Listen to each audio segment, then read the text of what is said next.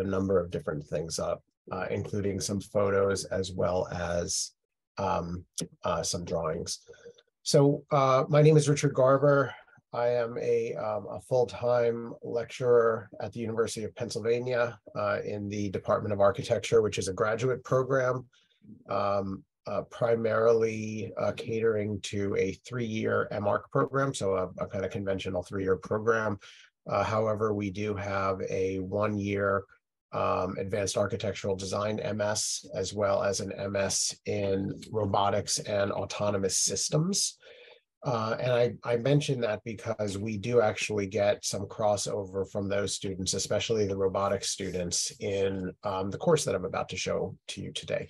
So in terms of my course load as it pertains to precast concrete, we run a 20-person seminar in the spring, graduate students, primarily graduate architecture students, with some of the MS students joining. And that course is called Matter Making and Testing, Designing with Next Generation Precast Concrete.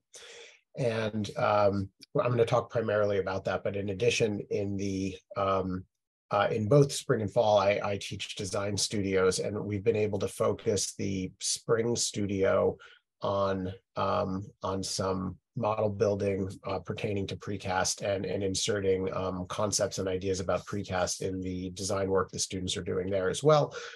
Many of you just heard that I'm scheduled, fingers crossed, to head to Europe in a few days, and that will be actually taking students on a trip to London and Copenhagen. Actually, we're working in Copenhagen and looking at anchoring into a very kind of interesting cliffside.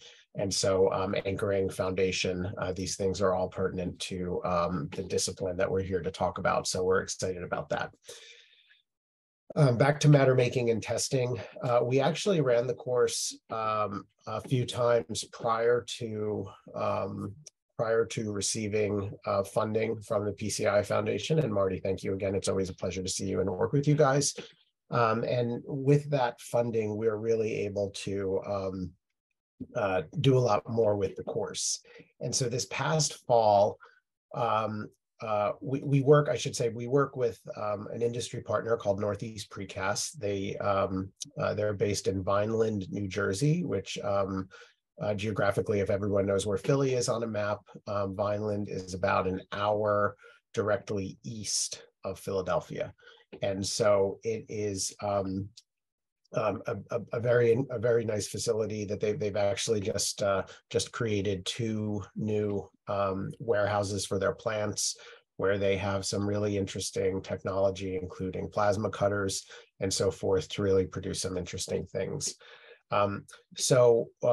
Matter making and testing is run in conjunction with a lot of interaction with the Northeast Precast team, and specifically, we have 2 plant visits. First one is a general introduction, and then the second one ends up being a pour day, where we actually are pouring panels. And in between those visits, which are separated by about 5 weeks in the fall, the students interact remotely with project managers from Northeast Precast that work with the students to prepare a series of drawings that literally are shop tickets that go to the production plant for the production of formwork or molds, as well as actually pouring the concrete. So it's a really, really fun experiment. It's a really, really popular class. We're unfortunately having to shoo some people away every semester or every fall. But what's really amazing about it is that it is the hands-on kind of experience that the students get in terms of their evaluations. We always see that they really yearn for this, and I'm sure that other faculty members have witnessed this in terms of their own teaching and their own institutions, that the students really like getting their hands dirty, and we certainly do that, as Dawn knows here. So this year, we were able to introduce UHPC to our course. And so what we did was we looked at the students producing a series of panels, and I use the term panel fairly loosely. I mean, what you're seeing here is probably one of the more panel-like ones that we produced. And as everyone knows, the great thing about UHPC is we can really look at thinness. And so the sort of workflow that we came up with for the fall was that the students would work on designing a series of panels and the formwork and fabrication for those panels, utilizing one 5x10 piece of sheet steel, an 1/8 inch thick, that would be plasma cut and welded together as part of the production of the course. And that would happen while the students were finalizing their design. They would send the shop tickets after they've been reviewed to the shop floor, and the formwork is actually produced by the team at Northeast Precast. So when we go back for the second pour, the second visit, which is the pour day, excuse me, the students' formwork is, I won't say complete, but let's say 90% done. So there's some minimum kind of fastening and prep work and caulking and so forth that needs to be done. So what you see on the screen here is one of the panel designs. This is a booklet that the students prepare. The student groups are usually teams of 3 or 4. This was a team of 4, and they worked with 2 dedicated project managers from NEP. So it's a really nice kind of ratio of students to project managers. And again, the whole idea with UHPC, we were really focusing on thinness and seeing how thin we can get these panels to be self-supporting. And so you can see some of the geometry that I'm circling here with the mouse, this kind of zigzagging, folding back and forth that the students were able to imagine. And then these are examples of the shop tickets that we create. So this is all geometry workflows, 3D to 2D work, where measured line drawings as well as the actual 3D geometry are transmitted to the team at Northeast Precast for production. And the students really look at how to not only make the forms, but procedurally how they're produced. So for instance, this one, because it had 2 sides, there was a kind of backing foam and a sort of forward foam that had to be sandwiched together in the box that was the form, that had to be done in a specific way with respect to pouring. And you can see it's some very interesting kind of geometry that sort of comes out of that. And then there's material and quantity takeoffs that the students do here as well. Interestingly enough, what you're seeing as you can see the distinction of materials here, where the red material is all plasma cut and folded sheet steel.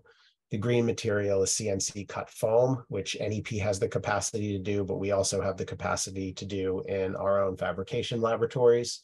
And then we're slowly starting to introduce the blue, which is 3D printing. And neither us at Penn or NEP have really large format 3D printers. So they're all, the smaller kind of box design printers, but we are able to start using them to create some of the formwork as well. This is another view of the formwork. Again, these kind of shop tickets, and these are literally the drawings that are sent to the shop floor for fabrication, very well measured, as well as just some coloration to try to keep some of the different components straight, as we are kind of putting these together on the second visit, which is the pour day. And so with that, I have a bunch of photos here that I'm going to show, and I'm going to go through them fairly quickly, maybe not touch every one of them. But there were, in this last iteration of the course, there were a series of 5 teams of either 3 or 4. And so we had a really, really interesting and wide variety of projects, everything from almost furniture pieces, and you see the formwork here, to some more panels. And these are, by the way, students, not Northeast Precast. There are Northeast Precast people in here. You could tell by the boots, right? The boots are the Northeast Precast guys, and the students are all wearing sneakers. How the students actually work hand in hand with the team in terms of cutting foam, taping foam, prepping, and going for it. This is a very interesting one that we'll show you in a second in terms of what this one looked like. And again, this was all mostly UHPC. I'll say mostly because we did have a couple of instances where there was just a standard high strength concrete mix that had to be used. We'll see if anyone can guess which one that was. So more photos of the students, and this was on a Saturday in November, just right before Thanksgiving. You can see that these guys had to break out the torch to heat and actually do some cutting, all while the students were there. And then the formwork gets laid up, more of that. And through the day, there's a lot of fun in terms of the students working with the PMs, making last minute calls, as Andy is doing here, looking at drawings, trying to make sure that everything lines up properly. And as you can see, we have one giant stainless steel bed that we utilize, where all this stuff kind of happens throughout the day. And so what you're seeing here again is pretty much the morning. This all happened, the formwork gets assembled between the hours of about 8:30 and 12:30. We then break for lunch, more welding and stuff. And then following lunch, we actually pour. And so instead of showing the pours, everyone knows what that looks like. I'll show some of the reveal photos. So after the second day, the project managers are not allowed to have any correspondence at all. I mean, they could text one another and say hi, I guess, but no correspondence at all about their projects, right? And because that's why, the reason why is because at the end of the semester, beginning of December, we all go back to the plant, which is our third trip, and we basically do a reveal party where the students actually give final presentations where they show and present their design booklets that they made, which is the first thing that I shared with you all. And we have some guest critics that come in both from industry and from academia. And then we do the reveals. And so this is the class and the PM. So you see here a good mix of Penn students as well as NEP project managers. That's me, that's Drew Busmeyer, who is the teaching assistant in this. And we all come together, do presentations. So you can see the presentations that happen. And then we do the reveals. And so if you remember, the one that I said was a furniture type piece, again, this is UHPC. This is the first one that we revealed, a beautiful panel. And these are two pieces that come together. These can be sort of reassembled in a variety of ways. This is one that was made by our robotics group, where they were looking at ways of inserting foam into the mix to create apertures or holes in the piece for some more variation. Beautiful piece. This was the one that we had to use some just some high strength concrete with some steel mesh in it. These girls who are fantastic students actually produced this kind of arch thing. This is the first self-standing thing that you could enter in the history of the course. So this one was really quite beautiful and quite special to us because, again, of the ability to kind of literally walk into it, if you will. And then this was one of the panels that was produced from the booklet that I showed you. And I'm just going to continue going through these really quickly. You could see from this one that the UHPC really allows for a thinness, and we were really set to and determined to deal with that. Previously, the panels that we produce are all on a magnitude of 10 to 14 inches thick, which are pretty standard sizes. So this semester, we really wanted to try to do something a little bit different, which you can kind of see here. And so we all do the reveal in the morning. And then we go, and the students literally go and spend some time with their panels, which you see here. It's all great fun, and the students really like it. And we want to thank the PCI Foundation for their support. It's really a wonderful experience for everyone. And I will leave with the statement that there are more good things to come. So thank you very much. I want a couple of those pieces for my garden. Those are amazing. Yeah, thank you. It's good fun. It's good fun. What kind of reaction do you get from the guys in the shop building those? they're up for the challenge every year. A lot of times they'll look at things scratching their head saying no way, and then with a little bit of coaxing they're just like right there with the students. Like so any of the pessimism is out the door. I mean, it's a very optimistic course in terms of just getting stuff done, which is really great. Fantastic. Yeah. Anybody else have questions for Richard?